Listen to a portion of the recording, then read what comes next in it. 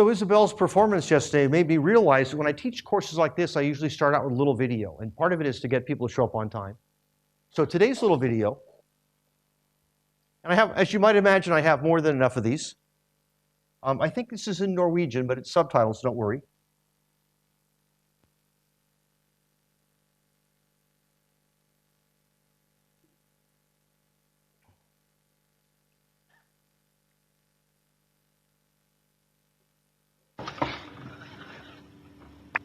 Broder Ansgar?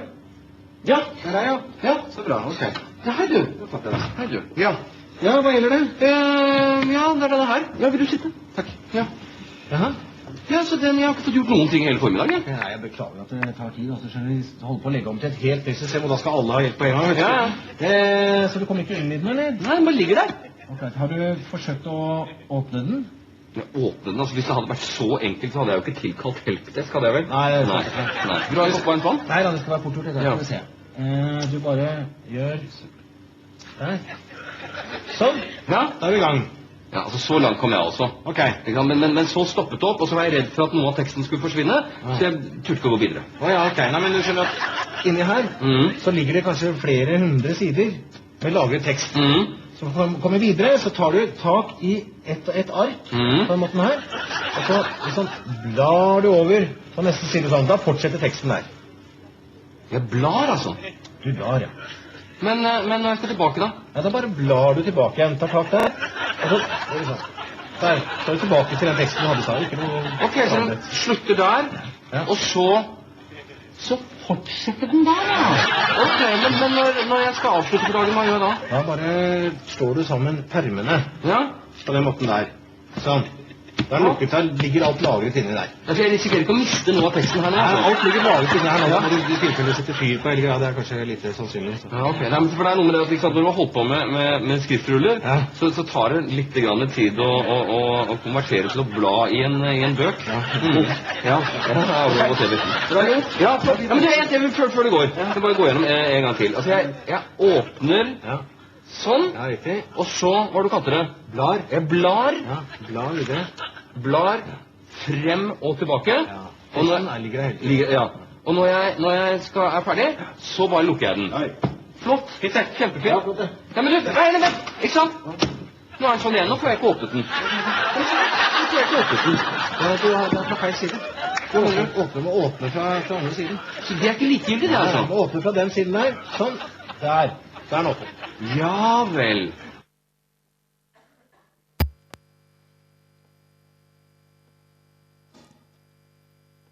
So new technology is always challenging, right? And if you think of QTEL mapping as the scroll, association mapping is the book.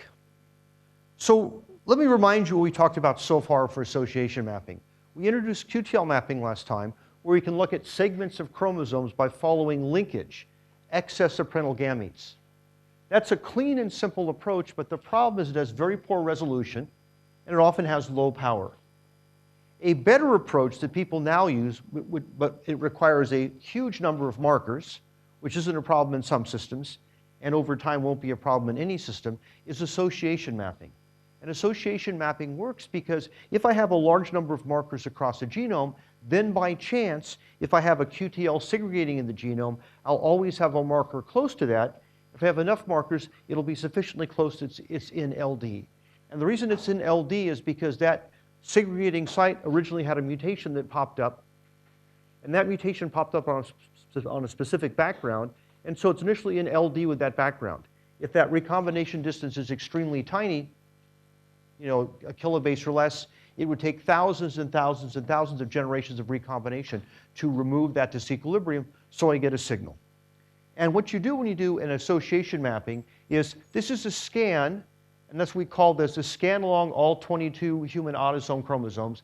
Each pixel is a particular SNP, and at that SNP I'm doing a very simple statistical test, such as if I have presence-absence data, disease, not disease, it's a chi-square test. So whether or not the presence-absent varies over the SNP genotypes. If it's a measured trait like height, it's simply an ANOVA. So do the three genotypes have a different mean group? I get a p-value for that very simple test. I plot log, in this case, base 10 p-value. I have a threshold here. I've got to be smaller than 10 to the minus 7 to be declared significant. And these up here then are the various SNPs then that seem to show a marker trait association. That's kind of the basics of association mapping. We're now going to get into some of the complications that arise and how you deal with them. But any questions so far about either QTL mapping or association mapping? Wolfgang. Sure. Do you use the mic? The mic, the mic right there. What happens if you have standing variations? So Wolfgang's question is, what happens if you have standing variation? Great question. Where did that standing variation come from? New mutations. So a new mutation here doesn't... So we're not talking here about any selective situation. I'm simply talking about, I'm going in and I'm trying to capture variation that's there no matter what its source. And so one way to think about it is, suppose the site is neutral, just hypothetically. So if that site is neutral, then if a new mutation arises, it's going to become lost or fixed on the time scale of one of the affected population size. So when you go in and sample a population right now, obviously you'll have 1 or 2 new mutations occurring. You'll also have a lot of relatively older mutations occurring, but they'll still be in LD with the sites. They just won't be in as much LD. If I have enough dense markers, the LD may only be 90%. That's still pretty strong. So the idea basically is that quantitative variation is generated by new mutations, not not just this generation, but also many generations in the past. That generates LD. That LD signal decays very slowly if you have linked markers. So the standing variation you see should still be in LD with a lot of markers. And we'll talk about the power of this approach in a bit in a second. A lot of it depends upon the frequencies of the QTL alleles, as we'll talk about. If I have an, well, again, the caption, so there's the 2 things which you're, I think, mixing up here. I'm simply going in and trying to take a snapshot of what variation that's there. So I go into a population, I see variation in a trait, I want to map variation in the trait into variation in underlying SNPs.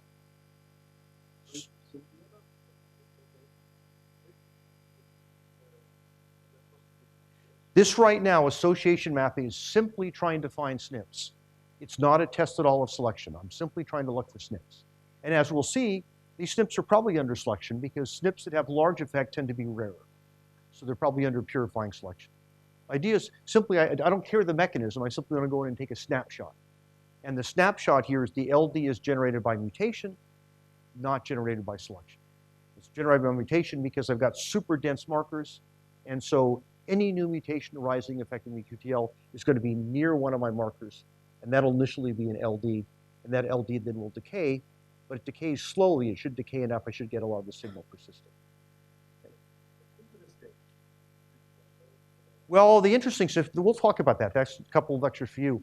Are the interesting SNPs those that are under selection? What about human height? Right? Is that under selection? Maybe at the extremes, and maybe pleiotropic effects. But if we're trying to look at the genetic basis of a quantitative trait, we want to get in and figure out what the underlying variation is. So the other way to frame it this way is that if you want to talk about the site frequency spectrum that's associated with a trait under selection, as opposed to loci under selection, you'd have to use this approach to try to get at those underlying SNPs. And the idea is this approach is simply designed to detect those SNPs at which linked nearby sites show segregating variation that influences the SNPs. We don't worry about, for now, what forces are maintaining those SNP alleles.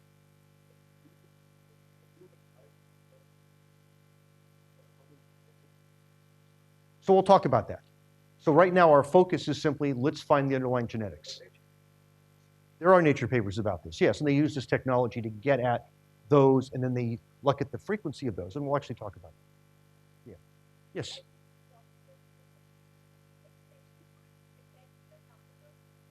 Right, so the question is, selection would affect this. Let's think about how we dealt with population genetics, right? What was the very first lecture? Random mating and nothing else happening. Why? Because if I go into the fully complicated problem, you don't see the general ideas which are underlied, which then get modified by some of the complications. So the whole point about this is association mapping will work independent of what generates the variation.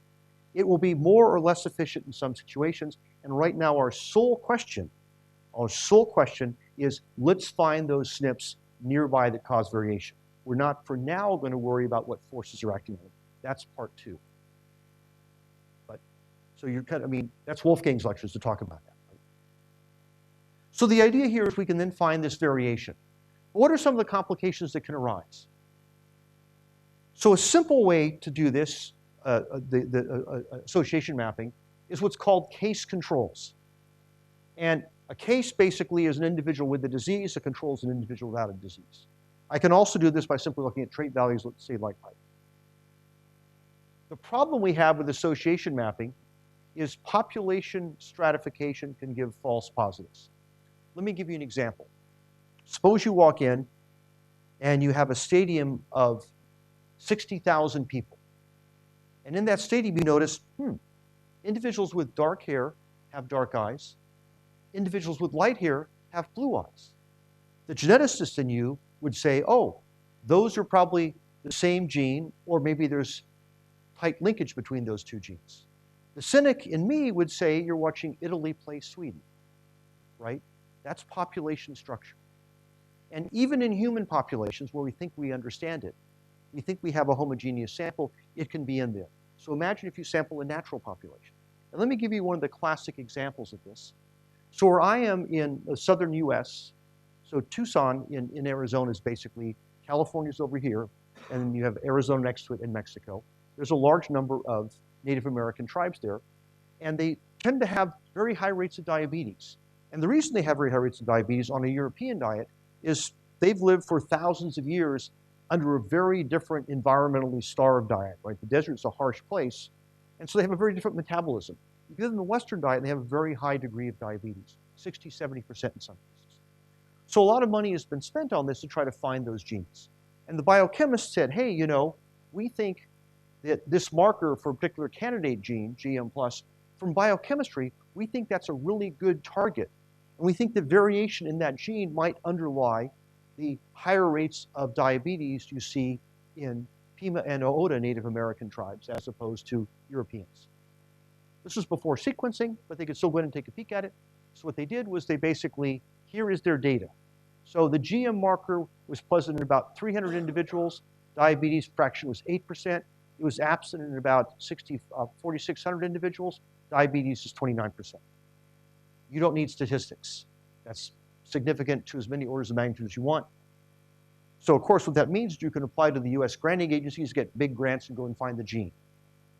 But in reality, there's some potential problems with this. Number one, this allele is kind of rare. Okay. But number two, the frequency of this allele in Caucasians is 2/3. The frequency of allele in individuals of full heritage, that is, all 8 of their grandparents were members of the tribe, is quite rare. So maybe this allele that gives this obviously strong signal here, maybe it's doing this. Maybe it says, if you have this marker, you have some European admixture. And European admixture means you've got lower disease risk. So the marker isn't linked to a gene and giving you a signal. The marker trait association is being caused by that marker predicts group membership. And then group membership predicts the risk. You'd still generate a covariance between the marker and the association. So how can you test for that or control for that? They went in and they took this sample and looked at individuals that only had 7 of their 8 or more grandparents, great-grandparents, all be members of the tribe. When you do that, bingo. Number one, you see it's super rare. Number two, absolutely no effect. So this study up here, which looks incredibly convincing, in a population you think is pretty homogeneous, right? Native Americans living on a small reservation. Even in that case, you had a whopping signal due to population stratification. This was kind of a wake-up call that we really need to worry when we sample from populations to do a marker trait association, that we're either sampling from a single population, or if there's subpopulations we're sampling from, as long as those subpopulations all have the same mean value for the trait or the same disease risk, I won't see population stratification. But if they do differ, it's a problem. One way to think about it is imagine each row is a population. Okay? So each row here has a different mean for the trait value. Let's imagine the mean in the front row up here is very high. The mean in the back row is very low. If I have an allele that tells me that it's more common in the front population than the back population, it's also going to have a higher mean. Not because it affects the trait, because it predicts the individual you sampled it from is a member of this first group, This first group on average has a higher mean. That's the problem. That's kind of the biggest problem in association mapping, and it's called population stratification. And so there are ways to get around this. At the end of the notes, which I'm not going to present, if you look at the on-9 notes, there's additional material in the back. There's something called the transmission disequilibrium test, which is the gold standard to actually detect this. The problem with the TDT is you need to then have sets of relatives to test it. So we went to association mapping to avoid sets of relatives. The formal test to remove, we have to go back to sets of relatives. So people tried then to use genomic data to handle this. So remember John talked about that actually it was Wolfgang talked about, when you sample the genome, what you're getting basically is if there's a constant demographic signature, it should be throughout the genome, like a bottleneck or population structure. Yes, you can have genes which are involved in migration. Let's not worry about those. You should get a constant signal. So perhaps we can look at the entire set of SNPs, use that to somehow either correct for population structure or predict what population people are in, and then do the association mapping on that.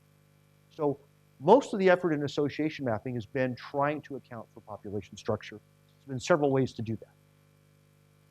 There's kind of 3 classes of approaches. Number 1 is an attempt to correct for common population structure. Genomic control, and then regressions or PC methods. So I won't talk much about genomic control. It was one of the early ideas, and it's actually pretty straightforward.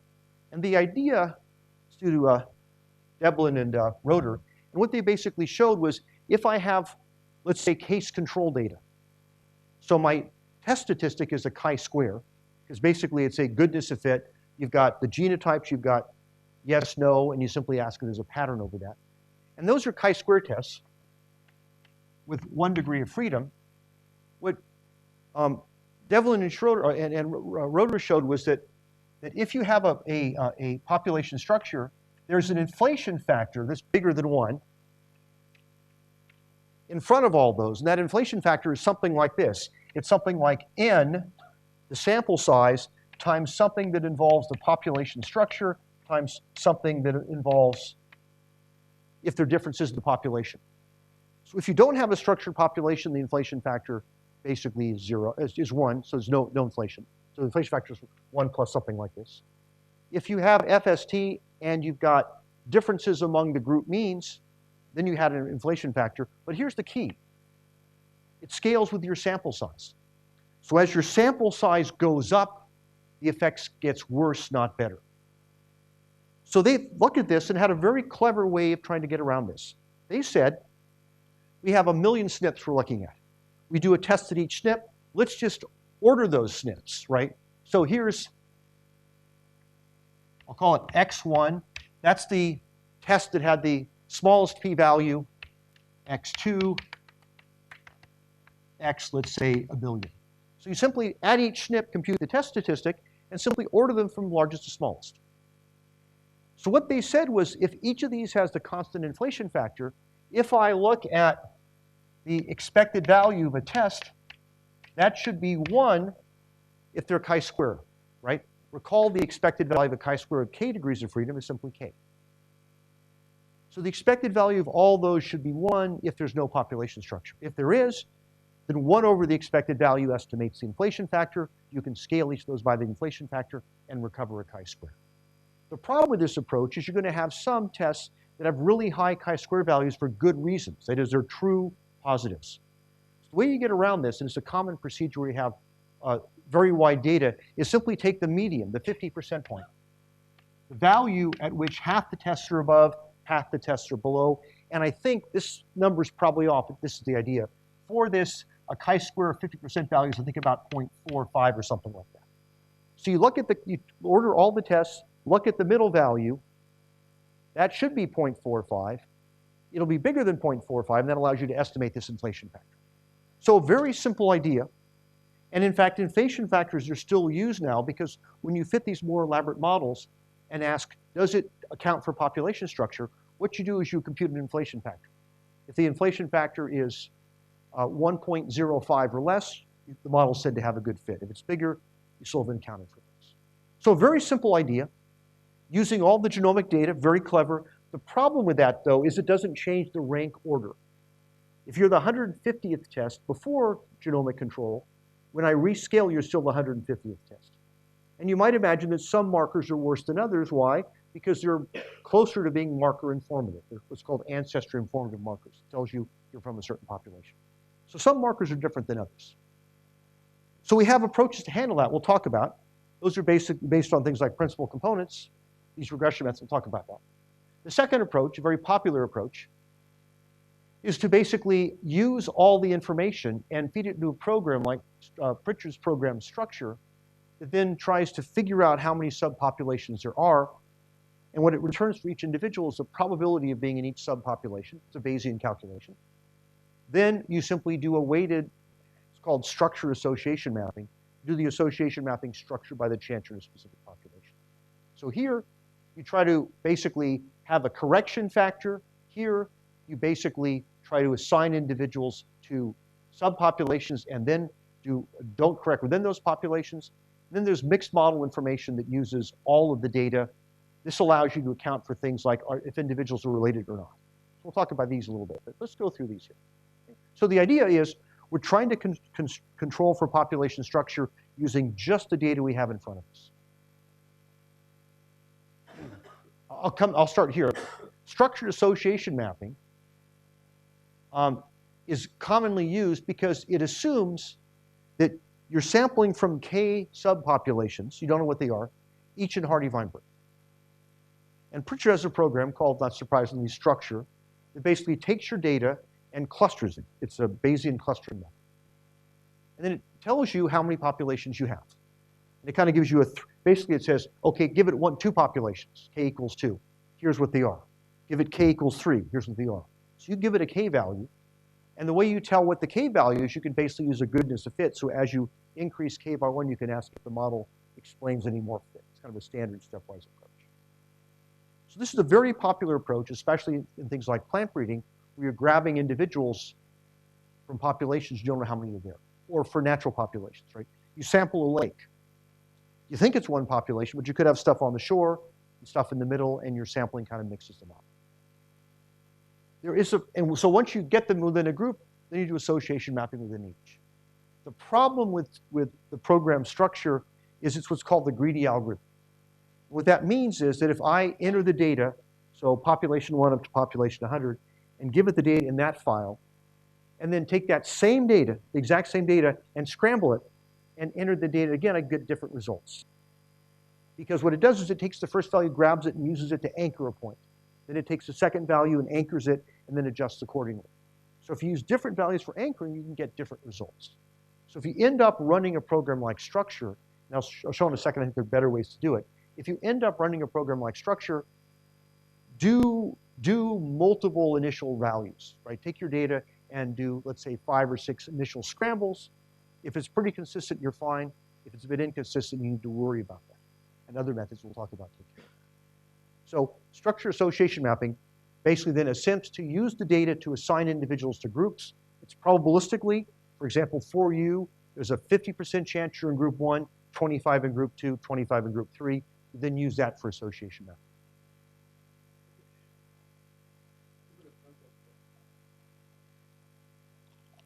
Yeah, there's a bunch of programs that do these sort of clustering. But as we'll see, there's a better way to do using principal components. Yes? Microphone? That's a great question. How important is the Hardy-Weinberg assumption? That's a tremendous question. The bottom line is the robustness hasn't really been examined. So that's a big assumption. So it could be quite problematic in some situations. It might not be in others. But again, this is why people are moving into other methods like principal components, which we'll talk about in a second. It assumes Hardy-Weinberg when it clusters, yes. Within each subpopulation. The whole population will be out of Hardy-Weinberg, but each population is assumed to be in Hardy-Weinberg. And how problematic that is unclear, but again, we'll talk about other ways to get around that.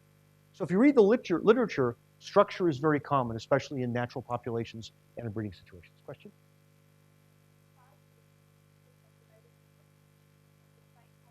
Well, so will this reduce the power? The answer is it will, but you typically want to do association mapping with a big sample. If you have 100 individuals, you really don't have a lot of power to put them into groups, much let alone do association mapping. Because association mapping is trying to pick out small differences. When you clustering something, all you need to have is a metric. So you have to define what is what you call as a distance between two things. So one is, of course, you are using the Hardy-Weinberg assumption that within the cluster basically that is valid, and you use that to sort of define a distance. What other things can you use it sort of to cluster things? Because you need to have a sense of distance, right? Well, yeah, so you have to have a metric. I think they use a Mahalanobis metric in here, although I could be wrong about that. I haven't looked at the details in a while.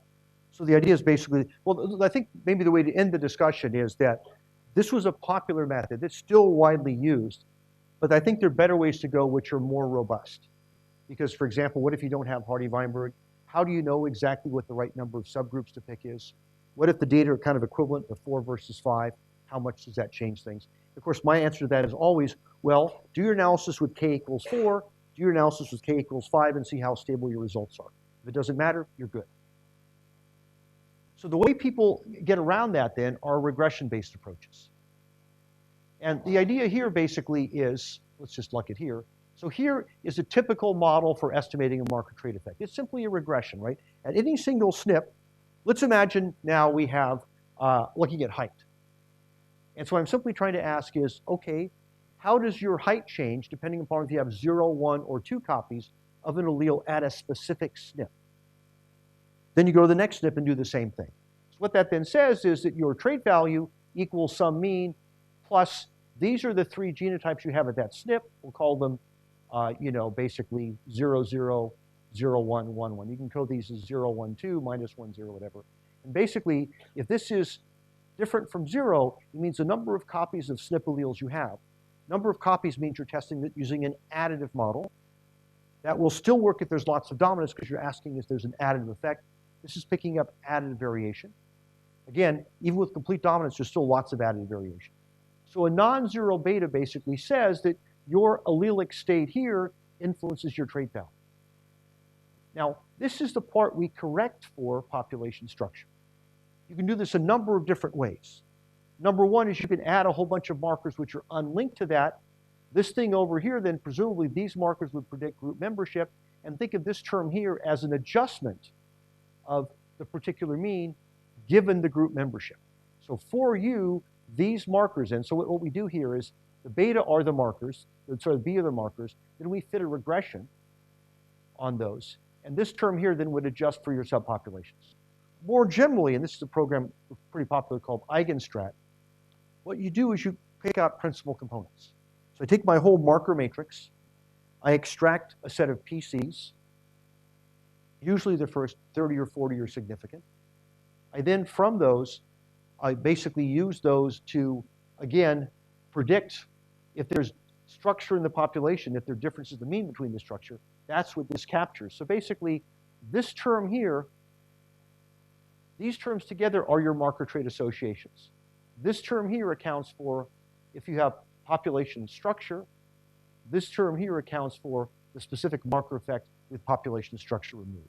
So what you really want to do is you really want to have these be unlinked. So the idea is for any given chromosome, you use this and all the marker information is based upon the other chromosomes. The idea, using markers to predict if there's population structure, and then using that population structure to adjust your mean here, this now becomes a mean. It's now adjusted given the population you're suggested in. This is the effect on the marker above and beyond that from population. So that's another way to go. It's a regression-based approach. It's also used principal components or Eigenstrat is one of the programs that does. And there's several programs that do this. Question, yes?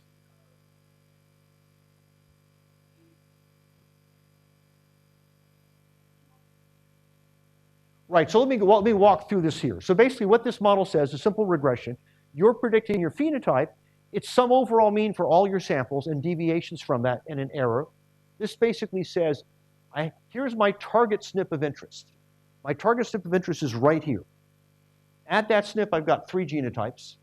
The simplest way to code it is, do I have 0, 1, or 2 copies of the allele? Homozygote, heterozygote, other homozygote. And you simply have a weighting factor here is for that particular one that basically says, for each copy of the SNP allele 1, I add a certain amount. You can make that more elaborate and put dominance in here the same way. So basically what this says is, does the genotype at that SNP have an effect on the overall trait. This term over here says in that same individual, I look at a whole bunch of other markers, and those other markers can be picked by a bunch of different ways. The simplest thing is with principal components. And for those other markers, when I fit this entire model, I have weights on those markers to tell when you have those markers present, how much it changes the overall mean. If you take markers which are unlinked to this one here pulls out the effects of population structure. Why? Population structure is shared among everyone. This one here then pulls out these specific effects for that SNP. So the way the regression would go is, suppose I'm on chromosome 1. I test SNP 1 on chromosome 1, and these are all markers here that aren't on chromosome 1. Then I go to SNP 2. These markers are still the same, but now I change this for SNP 2. Then I go to SNP 3. These are still the same, but I change this for SNP 3. You kind of walk along that. So it's a way to correct for structure, which is nice because it uses the own data. And it seems to be a bit more robust than structure because there's no assumption about Hardy-Weinberg here at all. And there's no, and the issue of how many, what's your population, what's your subdivision size K is also less of an issue because you can basically look at what's called the scree plot, how quickly the eigenvalues fall off. And it's pretty clear from there how many PCs to include. So it's a much more robust approach. It's also computationally much faster than structure. So the culmination of all of these is structure plus kinship methods. This kind of introduces a field I won't talk much about called mixed models. And so mixed models are basically a regression that includes both fixed effects, unknown constants to estimate, and random effects, random things whose variance I care about. So in this model here, this is often called the QK model, and the program Tassel and several others run this. So these fixed effects here basically are adjustments. Suppose I'm measuring a trait like, let's say, cancer. Well, obviously, you want to adjust the mean for things you know. Do those individuals smoke? That's going to influence their mean. Do those individuals, are they male or female? What's their age? Those are all corrections that basically take the original mean and shift it for the group you're looking at. Those are included in the fixed effects. I'm now testing a given SNP here. So Y basically is a list of phenotypes for each individual. And again, this SA term here is essentially the same term here for each individual. These true terms here now account for population structure and cryptic relatedness. So this vector V here is simply something that adjusts individuals for whether or not they're members of subgroups. And this matrix Q here, the going across the row basically says for a given individual, what's my estimate of what fraction, what population they're in. We can do that with structure. Structure returns that. These are all fixed effects. U here is a random effect. That's the polygenic background. That accounts for the possibility that individuals are relatives. If individuals are relatives, it messes up a standard association study. But the QK takes care of that because it has basically a covariance matrix here from the markers that allows you to adjust for group membership. So I could spend a lot more time on this, but I simply want to introduce this idea of a QK method, which accounts for, this is now kind of the gold standard, it accounts for adjusting the model for fixed effects. That is, correcting it for differences in males and females and measurement and all that sort of stuff. It tests SNPs, and it also corrects for cryptic structure and also relatedness. Turns out to work fairly well. And this is a class of models called mixed models.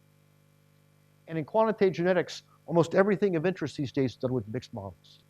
Most of breeding in genetics is done using, most applied breeding is done using something called BLUM. Best linear unbiased predictor. It's a mixed model. There's a whole new field called genomic selection and genomic prediction, using marker data to predict individuals in the next generation or to predict phenotypes of individuals you haven't scored yet.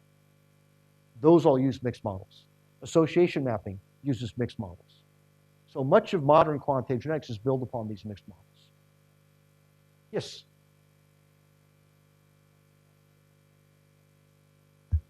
Yeah. So if you go back to the previous slide, that's a really complex learning. I mean, there's a lot of weights. That okay, great question. So this is actually this is a complete linear model. These are all matrices. Correct. The solution as a closed form matrix is pretty easy. Right. But you still have to learn all the weights from the data, right? But you don't learn it. You can do it in a single step. Okay. So this is not a machine learning. This Okay. is like a simple regression. When you say learn them, I can put all the data and predict them in a single equation, x transpose x inverse x transpose y. Okay, and if you now, now that you fixed the elements of this matrix and you want to feed a new data set, for example, do you know if that necessarily will work, or will you have to do a new regression so for some new data set? You're indirectly raising a question, which is that if you do this, ideally you do one marker at a time. That's incredibly inefficient. So programs like Emma and stuff, basically, one marker at a time, then treat this stuff and don't re-estimate that, and it speeds up the computation with very little cost very quickly. But this is a closed form solution up here with the data. It's very straightforward. It's intense because you have got to invert an n by n matrix, but that's it. There's no iteration, there's no algorithm, there's no nonlinearity to fit. You're simply assuming linearity in here. This is in the framework of the general linear mixed model, which is actually very easy to handle. I see. So you're not converging to some set of values by learning over time. No, it's not. It's a simple. The way to think about it is think about fitting a regression. Right? You do one step. That's exactly what goes on here. Now there may be issues like you have to estimate variances, and those are often estimated iteratively, but that's not part of the model per se. If I gave you a variance, you could solve this in one step. Yes. Okay. Right. Okay.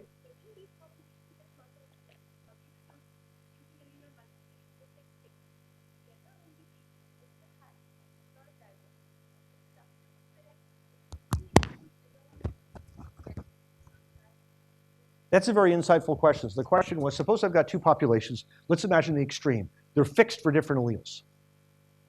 So structure would catch the facts they're fixed.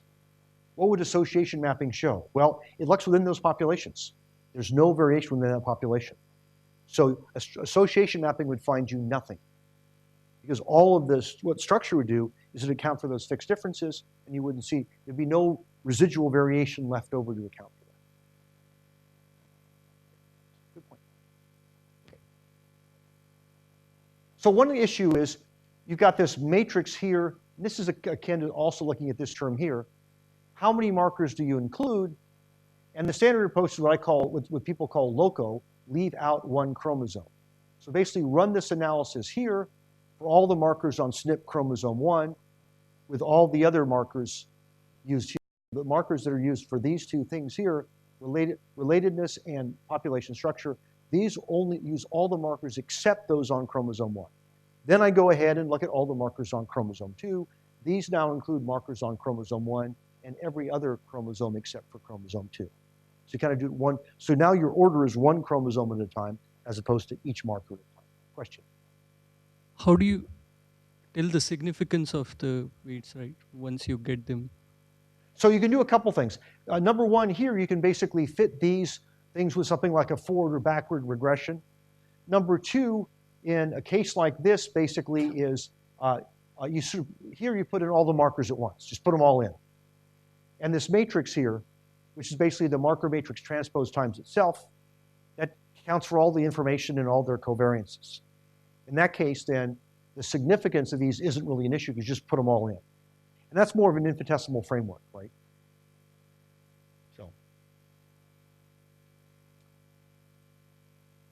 So now let's assume we've correct for structure. We're much better at it now. And these methods are computationally fairly efficient and can handle more complicated sets. So an obvious question is, what's the actual power? This gets at Wolfgang's initial question. What's the actual power of association mapping? So let's imagine we have the following. I've got a polymorphic site, big Q, little q, and let's just say big Q makes you bigger. And I've got a random SNP with alleles big M and little m. And again, the reason I'm picking this one is I've got millions of SNPs, so I'm just simply picking the one that's nearest. Because when you scan along a chromosome, you'll reject most SNPs, and the ones that are close to it, you'll show they have an effect. So here's what I have.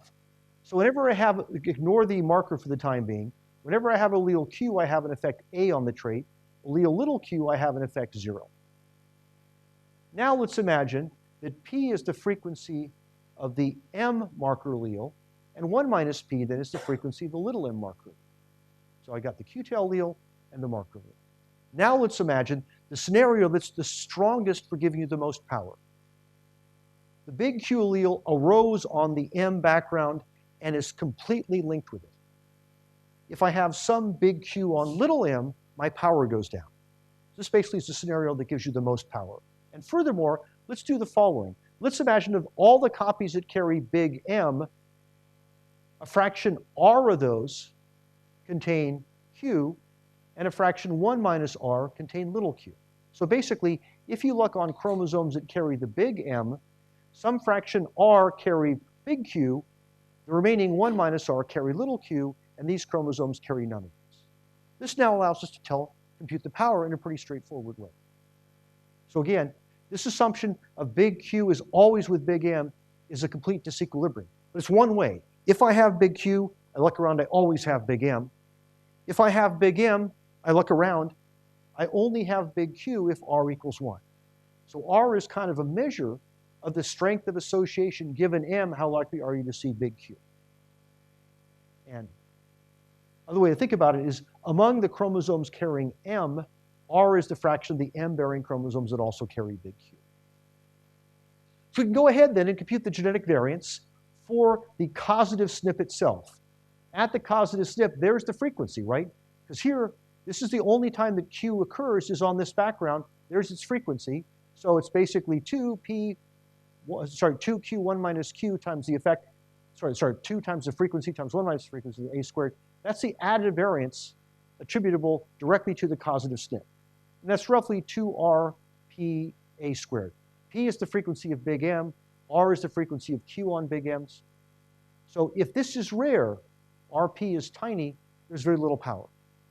But now let's look at the other question, is we don't score this locus directly. Rather, we score the nearby M locus. And I've set this up so M is going to give the strongest signal. Why? Because you only find big Q on big M backgrounds. If some big Q were found on little m backgrounds, the signal would go down.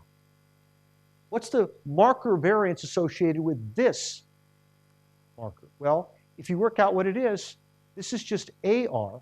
That's the effect of little m. That's the effect of big M. And there then is the added variation associated with the marker that you score.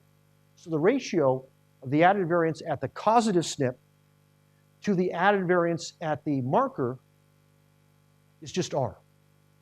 So if the allele is rare, so even when it's present on the background, most M chromosomes don't carry it, you get the actual, looking at the marker doesn't pick out much of that variation. So if you imagine, because of as a rough rule, maybe this is a half. So half the M markers carry this. Then if you simply look at the marker variance, you're only going to pick up half of the causative SNP variance. The only way you'll pick all of it up is if R equals 1, which is unlikely to happen. So this is a very infamous article in Nature called The Case of the Missing Heritability. And this picture caused a lot of interesting things. There's the burglar sneaking out with the heritability in their bag. And here was the observation. The NIH in the US had spent on the order of probably, what, $10 billion for gene mapping? Huge amount, in the billions. And what they did was they took well-known traits where there was good evidence from twin studies about what the heritability should be. For example, height. Long estimates, pretty consistent. You then took your marker data. Here's your marker data. Everything above this line is declared to be significant. You put all those SNPs into a model and put their effects into the model. When you run that model, what you account for is 10% of the heritability that you observe using twin studies. So people, especially molecular biologists, got, oh my God, we know we did everything right. There must be some hidden heritability we're missing there. There must be something we're missing. There's some deep underlying thing here. We're going to have to rewrite all of quantitative genetics. My line for all this is basically, Niels Bohr is a great person for quotes. How wonderful with a paradox. Now we have some hope of making progress. Right? That's how quantum mechanics think. They're kind of strange. So the fact that there was this paradoxical misfit between this incredible expenditure on association mapping and simple, basically trait associations based on phenotypes, and one was only 1/10 of the other, the molecular people thought, well, our methods are correct, so there must be something wrong we're missing. There must be missing heritability. And the answer is, The only thing that's missing is common sense, right? Let's look at two things. Number one, this is stringent threshold. Think of all the things down here that probably have an effect on the trait you're throwing away because you're doing a multiple correction. Number one, you throw a bunch of markers away. Number two, let's look at this SNP here. Think about the previous analysis we've done here. If on this SNP, half the time it's associated with the allele marking the trait, this is only going to account for half the variation that's actually there. So the fact that you account for 10% is actually pretty good. Because number one, you're throwing out most of the markers that are probably informative. Number two, when you do put a marker in, you don't have complete disequilibrium, and therefore it's only accounting for a fraction of it. So this is the infamous missing heritability. It's not a paradox at all. It's simply that people didn't understand their data properly. And there's probably been a couple of hundred papers done in this to have all these weird explanations about epistasis and all, when in fact, there's a phenomenon called Occam's razor. You guys know about Occam's razor? Yeah, if you shave with it, don't get cut. It basically is that, simplest model works. And the simple model works here. Now, one confirmation of this is when people like Mike Goddard and Peter Vischer went in and put in all the markers, the heritability went from 10% to 40%. You might go, where's the other 60%? Well, that 60% would simply mean in the model I gave you before, that if you look at the background of big Q with big M, it's only about a frequency 40%. Again, that's a crude model, but it gives you some idea what's going on. So there's actually no missing heritability. It's just under the couch, right? It's misplaced, as people often put it. It's actually there. People are sort of looking at the wrong things. And that's your introduction to association mapping. So questions about that? Because the next topic is going to be selection on traits. So we're going to have a dichotomy in this course, which is good. I'll be talking in this lecture and the next lecture and I think a lecture on Saturday on selection on traits and also what happens if traits have neutral trait variation. So traits are up here. Wolfgang is going to be talking about selection looking at sequences, right? So population genetics, quantitative genetics, there's a happy meeting ground where they sort of meet because they're kind of addressing the same issues. So I'll be talking about how traits evolve, and we'll see we can often do a lot of that without looking at the underlying genes. Wolfgang will be talking about how sequences evolve. We can do that without looking at the underlying traits. So they're kind of complementary. So I think these things are basically two parts of the puzzle as opposed to different ways of thinking about it because they're addressing different questions. You open up that. If you call this lecture up, by the way, online, there's a bunch of other stuff at the end that's kind of supplementary material that's, okay.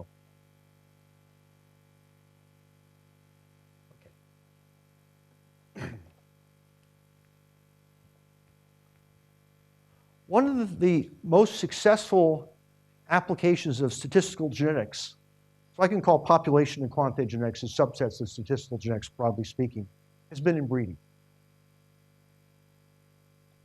To give you some idea about inbreeding, in the US and in Europe, if you look at the chickens we have today, sort of come in two flavors, spicy and hot. No, those basically layers and broilers. Basically, one's your Kentucky Fried Chicken, the other's your omelet. Those are specialized lines. In about 50 years, anybody care to guess how much response you've had in phenotypic standard deviations? So the rough rule of thumb is 3 phenotypic standard deviations is basically the difference between 2 species. How much of response have we seen in chickens in the last 60 years? How many standard deviations? Give me a number. Be bold. What do you think it is? 30? 10, okay. 30 is like, wow. What do you think it is? How many phenotypic standard deviations have you moved? 8. So anybody, let's say, above 20? Any below 5? The answer is 50. A lot of variation there. 5, no, with selection. Yeah, no, because without selection, we'll talk about that's neutral drift. So let's talk about how some of the machinery gets there. Chickens are exceptional. The other kind of classic experiment is one of the longest running experiments in science. There's one that might be as long. There's a great thing in the University of Queensland. There's a funnel with a big blob in it. What's that? And in that blob basically is a pitch, incredibly viscous. And then they sort of wait around till it drops. I think it's had 5 drops in like 85 years. That's a great experiment conceptually, but can you imagine, just sitting around?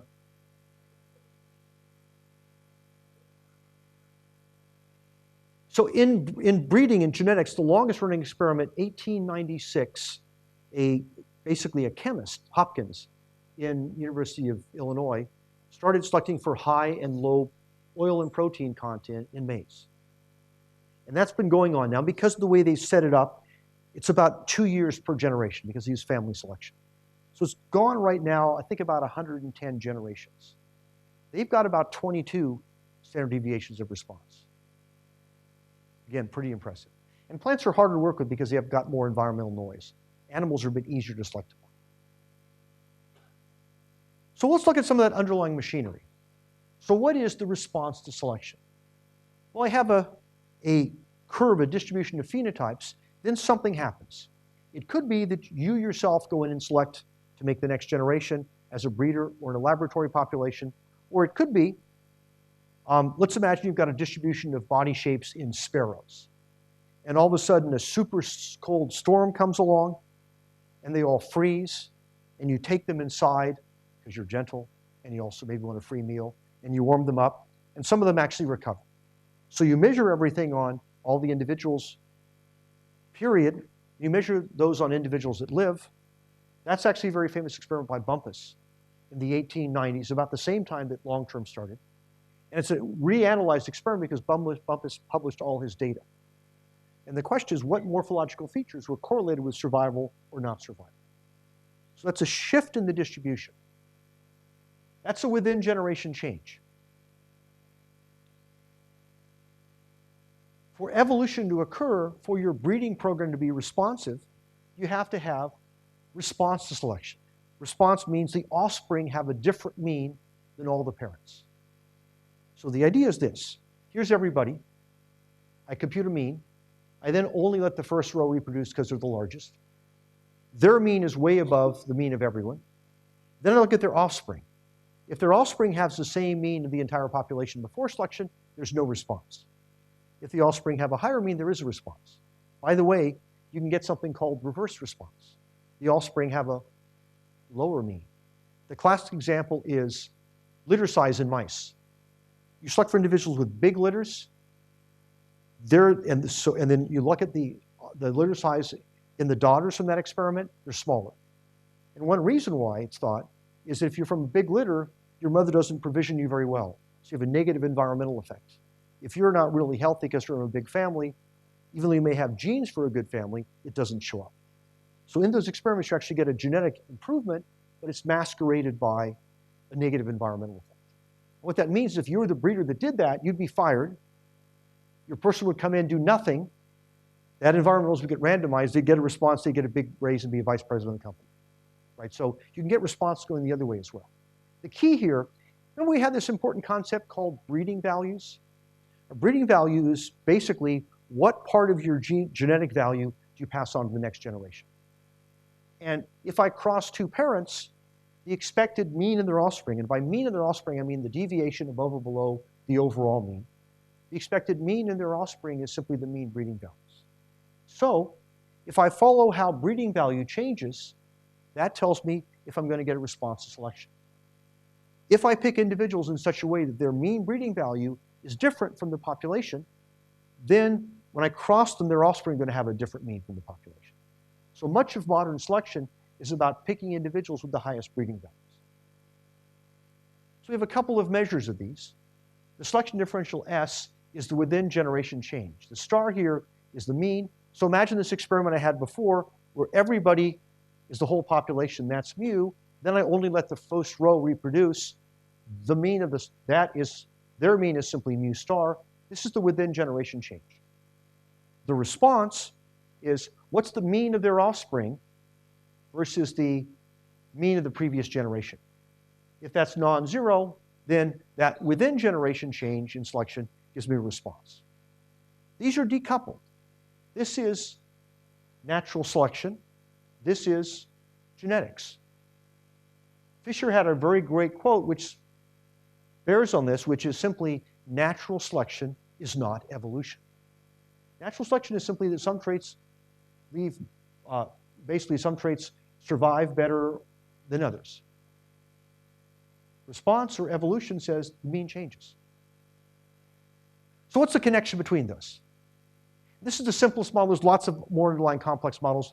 Like, what if this is difference in offspring? Nevertheless, can all be accounted. So here's the basic picture. Here's a nice bell-shaped curve. This is what's called truncation selection. It's what you do as a breeder. And nature may not do this, but it's a good approximation of what happens in nature. Here is under this curve, that's the overall mean. Under this part I keep, that's the overall mean of individuals I selected. This part here is the within generation change. I then let these individuals randomly mate, let them form the next generation. One thing you'll notice is, see how this variance is tiny here, but it blows up again there? That's segregation. These are all heterozygotes. These could have one phenotype. As those heterozygotes segregate, you recover variation. And we'll talk about that probably next time. So here is the mean before, mean of the offspring, that's the response. So this picture shows the common thing, which is that the within generation change is usually much bigger than the between generation change, right? You select a lot, you don't get much response. What's the connection between those two? That's blah, blah, yeah, same sort of thing here, okay. This is what's called the breeder's equation. J. Lush, 1937, very famous book called Animal Breeding Plans, where he basically did is he made stool right available for the masses, i.e. pig breeders. So here is the regression of the offspring value given the two values of the parents. And so what this basically says is, if I take the average of the two parental values, father and mother, that's called the midparent. The midparent minus the overall mean of the population. If I multiply that by the heritability, this then gives me the deviation of the offspring mean from the overall mean. So this is the simple regression you can get for predicting parents from offspring. And what this says, if I do a regression of offspring mean on mean of midparent, that regression has a slope of the heritability. That's often how you can estimate it. It also says, if I look at one parent at a time, the slope is heritability over 2. If I simply take the average value over this, so what's the average value of these? These are the only things that vary. That's just the, so average means do this, take the average value over all selected parents. This thing here is simply the mean of the selected parents. Likewise, take the mean up here. What I get is the expected value of y minus the mean of the previous generation is just h squared times this, or this is response, heritability, S, it gives me the famous breeder's equation, response equals heritability times selection. So if I have a trait with very low heritability, I can select all I want, I'm not going to get a response. A lot of evolutionary quantitative genetics looks at this. They go into natural populations. They try to measure selection. Then they look at the genetics and look at the heritability. Because if the trait has no heritability, you can select all you want. You're not going to get a response. This connects evolution, genetics, and natural selection, or ecology if you want to think about it that way. So it's a very simple equation. It's probably one of the most fundamental equations in PopGen. And the multivariate version turns out to be almost as simple as this. It may not sound like it, but in matrix form it's actually quite simple. We're probably going to get to that tomorrow. Just to summarize here, no matter how strong S is, how large S is, if h squared is small, the response is small. S measures selection, R the response. You can get lots of selection but no response. If I have asexual clones, so in this model, what I'm assuming here is I take these parents and I randomly mate them with each other. If instead these are clones, so think of them as self lines, for example, each individual here is self, so it makes an exact copy of itself. In that case, the regression isn't little h squared, but it's big H squared. Big H squared is the total genetic variation over the total variation. Little h squared is added variation. So you can also have a breeder's equation when you have clones. Males and females may have different amounts of selection. You simply average the two. A special case of that in plant breeding is called pollen control. Let's imagine you're selecting plants with the highest yield. Well, by the time they've had yield, they've had random pollen. There's selection on the seed plant, no selection on the pollen plant, and therefore you basically have S over 2. So if I select those plants with the highest yield, I'm selecting on one sex. So that within generation change, I have to divide that by half to get the between generation change. Why? Because the pollen parents were random. That's why plant breeders often take that seed from the best fitting, best plants, grow it up, and then cross it. Now I've got selection on both parents. And I get S instead of S over 2. Exact trade-off, because that takes twice as many generations, but S is twice as big. One more thing, I'll see if there are questions. Selection on clones, R equals H squared S, since our big H squared, since broad sense heritability is bigger than narrow sense heritability, everything else being equal, a single generation response using clones is bigger than a single generation using outcross populations. The problem, though, is that outcross always generates new variation. Selecting on clones removes variation. You can imagine after 5 or 6 generation selection, all the individuals that left go back to one clone, you've got no variation. Outbred population, you have still tons of variation left. So one of the reasons that animal breeders have been more successful than plant breeders is they usually use outbred populations. Plant breeders often work with clones. They got to keep on crossing to regenerate variation over and over. So they run into concerns there. Okay, so questions so far about the basic breeders equation. We're now going to start unpacking it. R equals H squared times S. And again, the other way to think about it is, what is H squared times S? H squared times S is basically the expected change in breeding value in the selected parents. That gives you the response. Yes?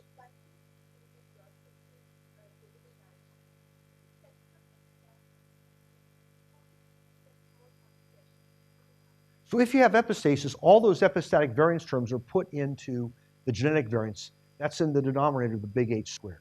So you would get a larger response in that case, because remember, what you're doing is you're faithfully transmitting your genotype intact with clones. So if you have a high genotype because of epistatic interactions, all those are captured in your cloned offspring. It's all captured. So yes, there's a variation in the population, but under the clones model, all that variation is captured in your offspring. The downside of that is that you quickly run out of variation, because each generation you've got, think of it as coalescence, right? You coalesce very quickly the same individual, and unlike regular coalescence, you generated no variation. So a couple of generations selecting on clones, and you got to regenerate new variation somehow. Outbred populations, you keep on going. So how many of you have sort of seen some of that basic stuff before, like R equals H squared times S? It's taking in some new directions now. So this, it's very easy to show. You can write the within generation change as the covariance between relative fitness. Relative fitness simply means I take fitness and scale it so it has a mean value of 1. The covariance of relative fitness and phenotype is S. Now you might go, well, that's complicated, because I can just take the mean minus that. But this handles things such as, what if offspring survive differentially, but then they also have different number of mates? How do you account for that? Well, this does it entirely. This is something called the Price-Robertson identity. Extremely useful result. This is a subset of a much larger thing called Price's equation, which is a really general expression. Price is one of the most interesting figures in evolutionary biology. He was a chemist, worked on the Manhattan Project, the bomb project in the US. Obviously got delusion. And then 1974, I think, he basically retired as an engineer and went to work at, I think, University College London is where he worked, and published either 4 or 5 papers, totaling a total of 25 pages. 2 years later, he gave away all his possessions and killed himself. Killed himself, committed suicide. Those 4 or 5 papers, what Fisher really meant in Fisher's fundamental theorem, the generalized Price equation, which is a general equation for response in anything. It's not as good as it seems, but it's better than it seems, because it tells you it's a relationship. It's often hard to work with, but it often gives you really good insight. Also, how many of you have heard of game theory? Maynard Smith, and Price introduced game theory to ecology and evolution. So in just those 4 or 5 little papers, in a short time span, he revolutionized a whole bunch of different fields of evolutionary biology and behavioral biology. So really, really interesting figure. There's several books on him. There's a book called, I think, The Prince of Altruism or something. A variation of this due to Robertson, it's called Robertson's secondary theorem of natural selection, is I can write the response as the covariation between relative fitness and breeding value. This tells you how the within generation change in phenotype Z changes. This gives you the within generation change in the breeding value. If you read some of the more recent evolutionary literature coming out of Europe especially, with looking at natural pedigree populations, a lot of the analysis is now using this. Why? R equals H squared times S is great if you know the target of response. So I've got deer, and deer with big antlers have more mates. Unequivocally, statistically significant. Number 2, antler size is heritable. Unequivocally, statistically significant. Number 3, there's no response. Unequivocally, statistically significant. That doesn't follow from the breeder's equation.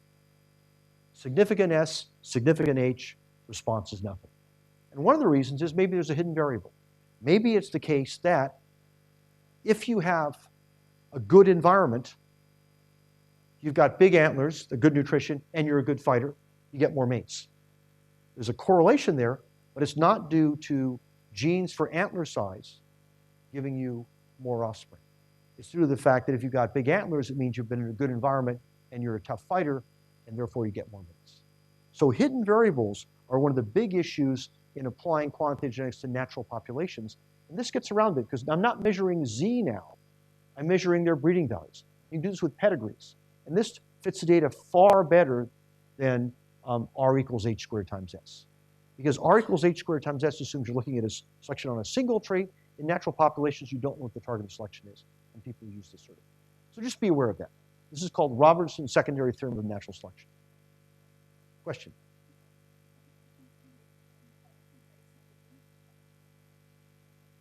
So you don't get the breeder's equation. Well, I'll show you a little bit. You can get the Landy equation from you can go from population genetic principles up to breeder's equations. But all the ways I've gotten to breeder's equations here have been by regression arguments. So I'm assuming nothing about genes. I'm just saying the parent-offspring regression is this. If that's the case, what's the response going to be? So these results follow. This is a completely general result for any distribution. It simply follows from the definition of an expectation. I can show you the proof after. It's very quick.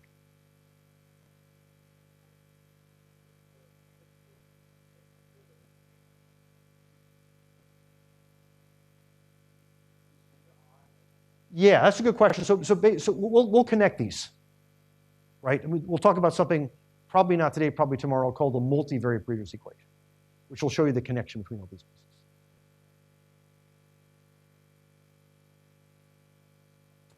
How good is the breeder's equation?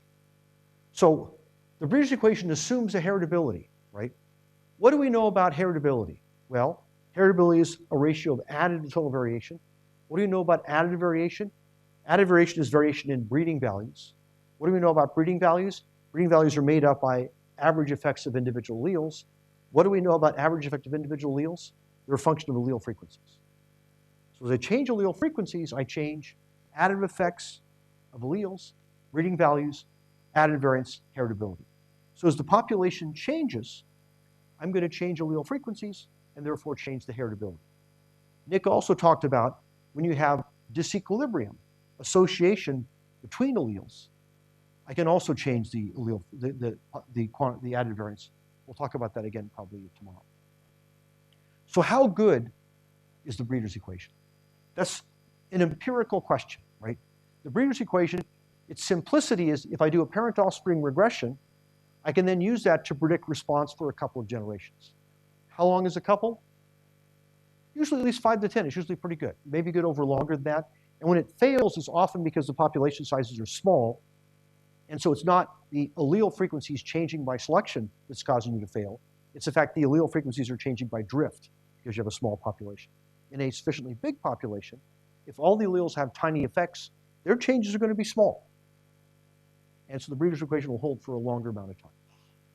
And we'll talk about how you can also account for disequilibrium. Disequilibrium has an immediate impact, but then is stable after that. Something called the Bulmer effect. We'll talk about that later. So how good a prediction this is depends upon, number one, how good your estimate of heritability is.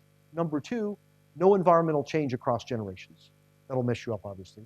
Number three, absence of genetic change between where you estimate H squared and where you apply it to selection. If you are working with natural populations, if you get online to my website, chapter, I think it's 20, talks about how you handle all of these things using BLUP. So there's a lot of work now being done with using pedigreed populations to actually get a handle and look at some of these. I won't talk about that, but if you're interested, I can point you to it. One issue is, how do you know what S is? Let me phrase it this way. Your boss comes to you and says, I want you to improve oil content in sunflowers. And I want you to tell me how big a gain you expect to get the first generation. Well, in the framework of R equals H squared times S, you know H squared. What is S? Well, S is when you do the experiment, what fraction do you save? How do you know that in advance? Well, I said it because I phrased it. We'll see if you tell me what fraction you're going to save, I can turn that into an S value. So you don't simply have to basically do the experiment and look at the difference in means. You can actually predict what that difference in means is going to be within a generation by the strength of selection. That's something called the selection intensity. Let me motivate it with a different way beforehand. So here I've got three situations. The upper half saved, the upper 20% saved, the upper 20% saved. S is the covariance. Are covariances good at comparing things? Remember that first lecture? Second lecture. Covariances aren't good, right?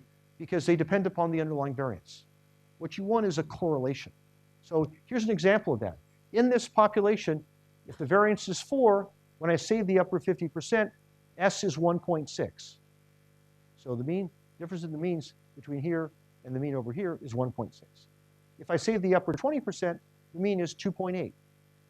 Same variance. Now, let's go to a population with variance of 1. If I save the upper 20%, well, that's strong selection, right? These have comparable amounts of selection. That's much stronger than that. But look at the S, it's 1.4. So just comparing the S's itself wouldn't tell you. It's misleading. You want a standardized measure to compare.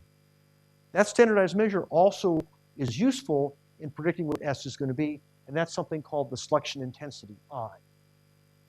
It's simply this. It's S in phenotypic standard deviations. And that removes that. If you go ahead and compute this then, so divide this by square root of 4 or 2, divide this by 2, divide this by 1. These things are exactly the same in that framework. And what that shows then is that basically I is a measure of the percent saved.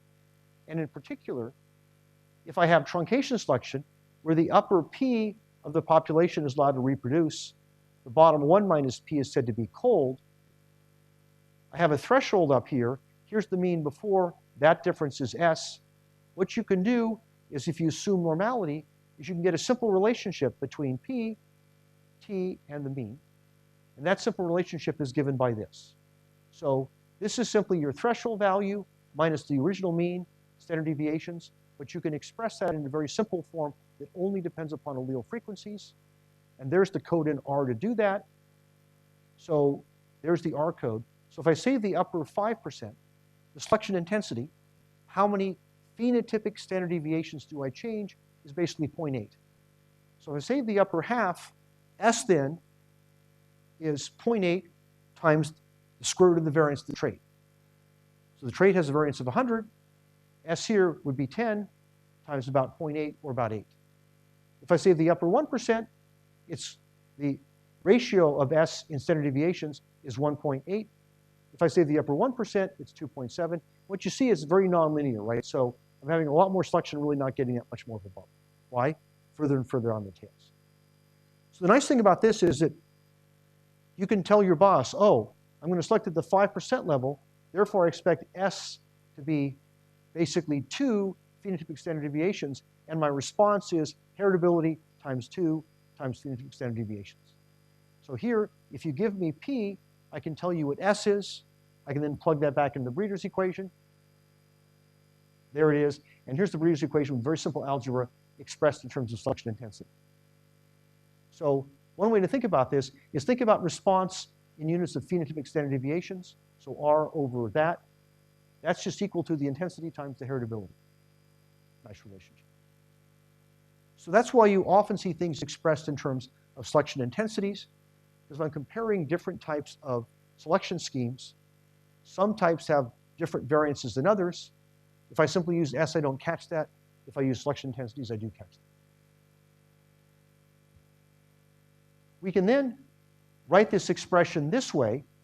That turns out to be incredibly useful. Again, it looks like algebra, but it is algebra. It's very useful, because what is little h? Little h turns square root of the heritability, turns out to be the correlation between your phenotype and your breeding value. So if heritability is 0.25, it means the correlation between your phenotype and your heritability is 0.5. So it's a measure of accuracy. So far, we've been talking about selection acting by taking individuals based upon their phenotype and looking at the response. How do we do more general things of selection? For example, your phenotype may be a poor predictor. So I take your phenotype and that of several of your relatives. That's obviously going to be an improvement on your estimated breeding value, because I'm taking other stuff besides your phenotype. How does that change the breeder's equation? Well, the thing that puts it all together is I can write the breeder's equation this way for looking at phenotypes. There's H. More generally, I can write the response equals intensity, additive variation square root. And this thing here basically says, if I use some index, P, to pick breeding values, what's the accuracy? Simplest index is your phenotype is what I use. The next index is I take your phenotype and 10 brothers. I compute some weighted average of those. Then I have a score for each individual, and I pick individuals with the highest score. How good that works depends upon how good that index is in predicting your breeding value. So more generally, we can write response equals intensity. That's something a breeder can control, or you can control in your lab population. Accuracy, that depends upon the method you use.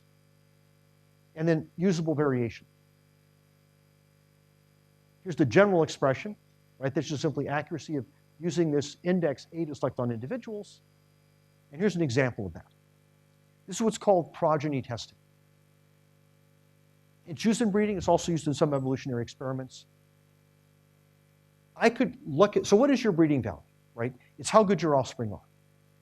So there's no question, if I could look at an infinite number of your offspring, I could estimate your breeding value with arbitrary precision. Because offspring mean minus the overall mean, that estimates half your breeding value. So a very common scheme this uses called progeny testing. And in progeny testing, I have a whole bunch of individuals. And individuals are very expensive to make lots of offspring from. So I only want to use the best ones. Furthermore, how do I select the best bulls for milk production? They don't display the trait. But if I take a bull and make a number of daughters from him by artificial insemination and look at milk production in his daughters, I've got a much better estimate of his breeding value. This is what's called progeny testing. It's how a lot of production works in some of the big domesticated animals. What you can show is the correlation between the mean of your offspring X and your breeding value equals this expression here, which depends upon sample size and depends upon the heritability. This then is that correlation. That's what I plug into here. That's what I plug into there. And then what I can basically then say is, this is the response I expect to get selection under progeny testing. I can then take this value here and compare it with the response I get under just using your phenotype and look at that ratio, and there's the ratio. This is a ratio of response with progeny testing over response based upon your phenotype. If this is bigger than 1, you get a better response from progeny testing. And you could write this in terms of heritability. So if heritability is 10%, if you have 4 or more progeny tested, you get a larger response. 3 or less, use the phenotype. Heritability is a quarter. 5 or more, 4 or less, use the phenotype. Heritability is equal to half, 7 or more. So as heritability increases, you have to use more and more offspring to get the same accuracy. in the limit, where n gets really large, this ratio is 1 over the square root of the heritability. So if heritability is high, progeny testing doesn't give you much. If heritability is low, you get a big increase in progeny testing. And this is just simply an application of this generalized breeder's equation, which you can use to basically recover a large number of different common expressions that you see in the animal breeding literature. Let me give you the generalization of that, and then we'll see if there are questions. The next thing is, so far, I've been presenting the breeder's equation as individuals reproduce and then die, and the next generation takes over, discrete generations. But of course, that's not how the world works. You can have then overlapping generations, and what this then says is the response now isn't per generation, it's per unit time. And so now what I have is the expression that relates selection on males, selection on females, and their generation intervals. What the generation intervals basically are, what age are you when you have offspring? It's quite simple. It's just simply age times number of offspring weighted by that. So for example, for this data, sires or males basically are about 2.3. Look at all the offspring, the average age of their father was 2.3. You look at all the offspring, the average age of their mother was 2.8. So a larger generation interval in mom than dad. Larger means this thing is smaller, response is smaller. So I can basically get response to increase by increasing the accuracy by maybe progeny testing, increasing selection response, the intensity, increasing generations. But there are trade-offs in all these. If I wait to gather more information, my generation interval gets longer. So this goes up, that goes down. If I have strong selection here, that often impacts the accuracy, and strong selection with things with limited number of offspring mean that I've also often got to wait for longer generations. For example, have enough females to recover that. So this is the general expression that's used for most of breeding to figure out what optimal weights of response are, optimal schemes. This basically then is the thing I had before, where I had progeny testing, but now I'm building in generation intervals, 1.5, 2.5. You can go through all the math and basically figure out what's going to be. So these are the equations here. That equation is the one that basically allows you to look at the efficiency of any breeding scheme, and that exactly follows from the breeder's equation. So questions? Covered a lot of stuff so far about univariate selection, resulting in changes in the means. Next time we'll talk about how univariate selection changes the variance by changing the disequilibrium. Then we'll talk about multivariate selection after that. About 6 minutes, so plenty of time for questions. Or early tea if that's season. We'll see what's next. Yeah, well, that's a good natural break. So I covered a lot of stuff, I realize that, fairly quickly. Let me give you a couple of points of reference. The online notes have the whole lecture here. I've also got a set of handouts with it, which are a bit more developed. Also, if you go to my webpage, more than you could ever possibly want is on there. So for example, if you go on there, chapter 6 talks about the Price equation. Chapters 13 talks about the breeder's equation. Chapter 14 talks about selection intensity. So any complication you would probably imagine, and many more you wouldn't want to ever imagine, are in there. So those are online and available free. Just go ahead and download. Okay? Pima. No, go ahead and say it now, so then we'll take questions. So one thing I'm thinking about is, I think on Wednesday I've got an in-class assignment. How many of you have used R before? Oh, perfect. So we're going to, when we talk about multivariate selection, I'm going to have you use R and calculate, just by entering the matrices by hand, very simple, very quick. Calculate a couple of basic things. So for, what time, is that afternoon discussion on Wednesday? So after lunch on Wednesday, I'll remind you again Wednesday morning, if you have a laptop with R, bring it. How many of you don't have R on your laptop? It's free, right? Free. Did I say it's free? And it's at rcran.org, I think. Just Google R, it'll pop up. Download it. it's amazing, right? All the software now is being written, all the stat software is being written in R. It's free, it's open source, and the problem is it does way more than you ever want. You can never learn the whole language because it's enormous. But we're just simply going to use it as a command line. So suppose you want to invert a matrix, right? R, type the matrix in, we'll show you how to do that. R will do it for you with a single command.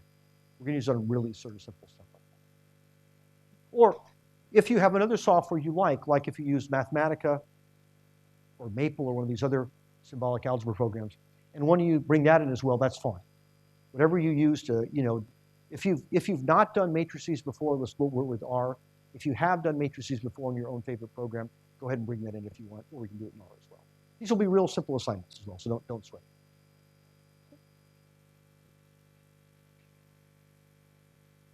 You want to say something about this afternoon as well so people can get organized over lunch? Okay, great. Hopefully they'll have the tea out. We're 3 minutes early, but we should be okay.